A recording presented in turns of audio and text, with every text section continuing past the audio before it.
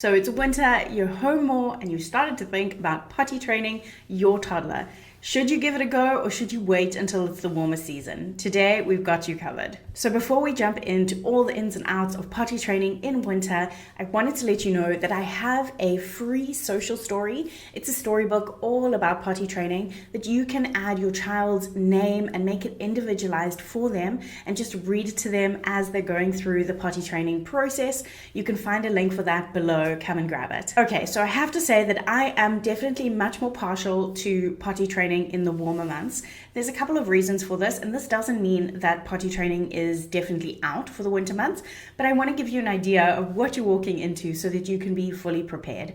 The first thing is the laundry. Obviously, in wintertime, we wear more clothes, more layers, and if you are potty training, you can expect that your laundry will increase substantially. So just be mindful of that. If you are wanting to do potty training, that you will have a lot more laundry, and you're also going to need to have a lot more clothes available for the time that you're potty training. So meaning if your child normally has say 5 pairs of trainers or 5 pairs of tracksuit pants, you're going to want to make sure that you have at least 3 per day, depending on how your wash cycle is, that you can be having available in case they mess. You also just need to consider carpets. Depending on where you live, if you have a lot of carpets down in the winter, you're going to be wanting to lift those up when you start potty training. The normal process for learning how to use the toilet that I like to recommend is that you have a few days that are kind of naked days, that your child is not wearing any bottoms, so that they're experiencing what it means to mess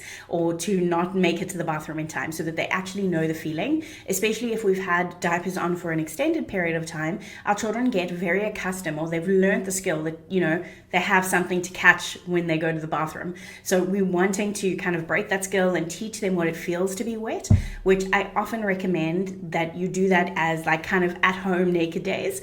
But if it's in the winter, obviously you might not have the availability, depending on your heating system, to be completely bottomless for a couple of days. There are other options to get around that if you do choose to potty train in the winter, but that's just something to keep in mind. The other thing is that, especially if you are wanting to do one set of potty training, I actually don't recommend this, but many people do want to do just one go of potty training where they are doing day and nighttime potty training at the same time. So if that is you, and if you are wanting to do one set of potty training, be aware that cold air actually activates our bladders a little bit more. So in the nighttime, we want to make sure that we're keeping rooms warm. Having said that, there are some reasons that you may think that this is the very best time for you to potty train. For example, if your child has reached their 3rd birthday, then you can kind of expect that the potty training will take a lot quicker. So if it's winter, it's not as much of a big deal. The next thing is that if your preschool or daycare is 100% on board with you with the process of toilet learning, then absolutely this is a great time to do it, because you'll be getting a lot of external support as well, and your child will be able to do that potty training with the nursery, not just at home. So it'll be a great follow through, and if that's the case, it doesn't matter that it's winter, just go for it. And then another reason is if this is truly the best time for you. I know we have each of us our own work seasons, life seasons, extracurriculars, and all the things that we juggle and our children juggle. So sometimes actually the winter months where we are home the most is the best time for us as parents to get started with potty training, because we know that we'll be more available. Now, if that's the case, go ahead and watch the video that's linked above now. It's all about the actual process of potty training. But if you've watched the first half of this video and you said, maybe we're going to wait it out and try in the spring, then I've got some tips for you to start doing in the meantime as you build up to actually getting rid of diapers. So if not, go and watch this video on your screen. If you're going to wait, these are some tips that might help you. So the first thing that you can start doing as you lead up to starting to potty train in the spring is to do social stories. Like I said before, I have one linked below that you can individualize with your child's name. But walking your child through a story of what happens around toileting can be really helpful to build that mental picture for them about what they are going to be doing, and that they can have more of a clear idea of the full process, not just the sit on the toilet part, but the actual full process of what it means to use the bathroom. So you can grab that one below, and I'll also link a couple of storybooks that I like around toilet learning for you to check out. This is also, in that lead up time, a great time to start familiarizing your child with the potty, if you are going to be using an actual potty, or if you're going to be using one of those kind of seats that you put on top of the toilet with a step. Then get them familiar with that, because it does feel a little bit strange to be squatting so low or to be climbing up and then sitting down. So get them familiar with it by having a time of day every day where you let them sit on the toilet. For many families, they do this before bath time because your child is already undressed. Just let them sit. If they do a little tinkle, great. If they don't, no problem. It's just really getting them comfortable with this new kind of seated position, so that when you do decide to start potty training, your child already has overcome that big hurdle of that comfort. You also want to start practicing dressing and undressing. This is something that we so often forget, but it's actually a huge part of the toilet learning process.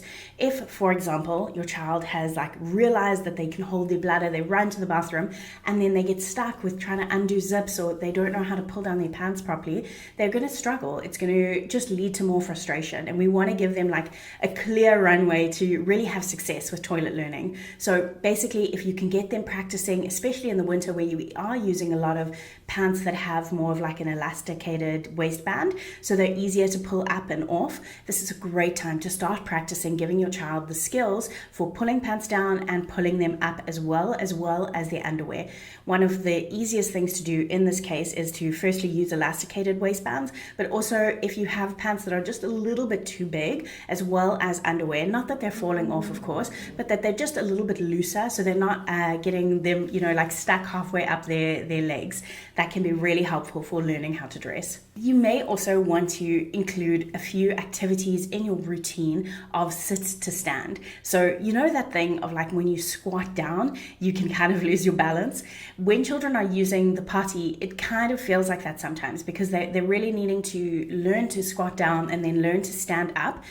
Now, if you've already potty trained a child, or I can say from my experience, sometimes when they're a little bit off balance, what happens is they knock over the potty, which obviously, it's not the best to clean up. So giving them practice, getting them to do activities. One of the ways that we do this is with window drawing. So if they're, you get these kind of chalk markers that you can draw on the window, and you can get them to draw at the top and then at the bottom. There's a lot of bending that's involved there. Also washing of windows. My children love this. We give them a spray bottle and a squeegee or a cloth, and they love cleaning the windows. And it's a lot of reaching up and then squatting down. This is also super helpful for all of their hip alignment and those pelvic floor and hip muscles that are supporting their walking and their running. So, it's going to help potty training, but it's going to help a lot of other things as well. Now, I've linked on the screen another video that I did all about the actual process of toilet learning, the things that you should avoid and the things that you should be doing. So go ahead and check that video out. It's on your screen now,